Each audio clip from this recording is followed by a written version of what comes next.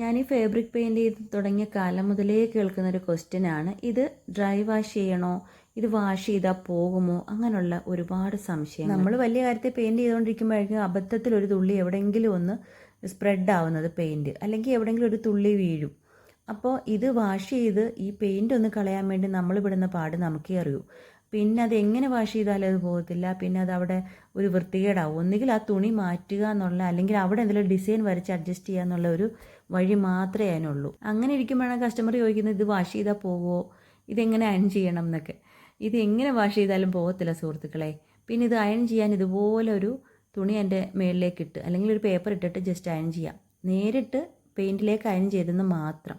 Dry wash ചെയ്യണമെന്ന് ചോദിച്ചാൽ ആ തുണി ഡ്രൈ വാഷ് ചെയ്യണമെങ്കിൽ മാത്രം ചെയ്താൽ മതി. അല്ലെങ്കിൽ നമുക്ക് നോർമൽ വാഷ് ചെയ്യാം. അക്രിലിക് പെയിൻ്റാണ് നമ്മൾ ഇതിനായിട്ട് യൂസ് ചെയ്യുന്നത്. അപ്പോൾ ഇതിനെക്കുറിച്ചുള്ള എന്തെങ്കിലുമൊക്കെ സംശയങ്ങളുണ്ടെങ്കിൽ കമൻറ്റ് സെക്ഷൻ തുറന്നിട്ടിട്ടുണ്ട്. ആർക്ക് വേണമെങ്കിലും വന്ന് കമൻറ്റ് ചെയ്യാം. എനിക്കറിയാവുന്നതൊക്കെ ഞാൻ പറയാം കേട്ടോ. അപ്പോൾ സംശയങ്ങളൊക്കെ എല്ലാവരുടെയും തീർന്നു വിചാരിക്കുന്നു. അപ്പോൾ ഇനിയും സംശയം തീർന്നില്ലെങ്കിൽ നേരിട്ട് എൻ്റെ പേജിൽ കയറിക്കോ.